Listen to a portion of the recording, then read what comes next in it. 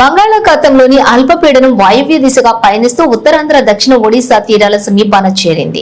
ఇది పశ్చిమ వాయువ్యంగా పయనిస్తూ రానున్న 12 గంటల్లో మరికొంత స్పష్టమైన అల్పపీడనంగా మారుతుంది. తర్వాత 36 గంటల్లో వాయుగుండంగా మారుతుందని వాతావరణ శాఖ అంచనా వేశారు.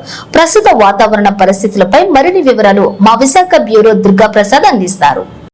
బంగాళాఖాతంలో ఏర్పడిన అల్పపీడనం ప్రస్తుతం పశ్చిమ వాయువ్య దిశగా పయనిస్తూ ఉత్తరాంధ్ర ఒరిస్సా తీర ప్రాంతానికి సమీపంలో చేరుకున్నట్టు వాతావరణ శాఖ అంచనా వేసింది. అయితే మరో 12 గంటల్లో ఒక స్పష్టమైన అల్పపీడనంగా మారే అవకాశం కనిపిస్తుంది. అదేవిధంగా మరో 36 గంటల్లో ఈ అల్పపీడనం వాయుగుండంగా మారే అవకాశం ఉన్నట్టు వాతావరణ శాఖ ఇప్పటికే అంచనా వేసింది. ప్రస్తుతం వాయు దిశగా పయనిస్తున్న ఏదైతే ఈ అల్పపీడనం ఉందో మరో 12 గంటలుగా స్పష్టంగా అది అల్పపీడనం తయారవుతుంది. దాని తర్వాత 36 గంటల్లో వాయుగుండంగా పారే అవకాశం ఎక్కువగా ఉన్నట్టు మనకి తెలుస్తుంది వాతావరణ శాఖ అంచనా ప్రకారం. అయితే ప్రస్తుతం విశాఖ జిల్లాలో ఉదయం నుంచి కూడా మోస్తారు వర్షాలు కురుస్తున్నాయి. అదేవిధంగా మరో 12 గంటల్లో విస్తారంగా వర్షాలు కురిసే అవకాశం ఉన్నట్టు వాతావరణ శాఖ ఇప్పటికే అధికారులు విడుదల చేశారు పత్రికా ప్రకటన ద్వారా. అదేవిధంగా మత్స్యకారులు వేటకు వెళ్లొద్దని ఆదేశాలు జారీ చేశారు. విశాఖ ప్రాంతంలో మనం చూస్తే సముద్రం అంతా కూడా అల్లకొల్లంగా ఉన్న పరిస్థితి కనిపిస్తుంది. దీంతో మత్స్యకారులకు వేటకు వెళ్లొద్దని చెప్పేసి ఇప్పటికే ఆదేశాలు జారీ చేయడం జరిగింది యంత్రాంగం ద్వారా.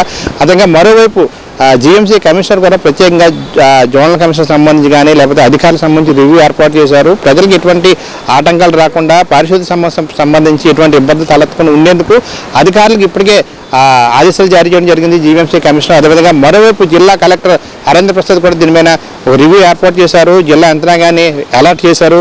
ప్రజలకి ఎటువంటి ఇబ్బందులు రాకుండా అదేవిధంగా ప్రజలకి ఎటువంటి అసౌకర్యాలు కలగకుండా ఎటువంటి సమస్యలు లేకుండా ఉండేందుకు జిల్లా యంత్రాంగాన్ని అయితే ఆయన ఇప్పటికీ అలర్ట్ చేయడం జరిగింది. అదేవిధంగా ప్రజల కోసం ఒక టోల్ ఫ్రీ నెంబర్ కూడా ఏర్పాటు చేశారు. ప్రత్యేక కౌంటర్ కూడా ఏర్పాటు చేయడం జరిగింది. ఏదైనప్పుడు కూడా మరో 12 గంటలు జిల్లా మొత్తం కూడా విస్తారమైన వర్షాలు కురిసే అవకాశం ఉన్నందున ప్రజలు కూడా అప్రమత్తంగా ఉండాలని చెప్పేసి జిల్లా యంత్రాంగం కోవడం జరిగింది. మరోవైపు తీరమంతా కూడా అలజడి సముద్రం అంతా కూడా చూస్తుంటే మనం ఉధృతమైన కెరటాలు వస్తున్నాయి. తీరమంతా కూడా అలజడి ఉన్న వాతావరణం మనకు కనిపిస్తుంది. రానున్న 12 గంటల్లో ఉత్తరాంధ్ర జిల్లాతో పాటు రాయలసీమ అటు తెలంగాణ ప్రాంతాల్లో కూడా భారీ వర్షాలు కురిసే అవకాశం ఉన్నందున ప్రజలంతా కూడా అప్రమత్తంగా ఉండాలని జిల్లా యంత్రం కోవడం అయితే మనకు కనిపిస్తుంది. ఇది విశాఖ ఉన్న తాజా పరిస్థితి. Camera person Ganesh Durga Prasad, victory media, Visakhapatnam నుండి.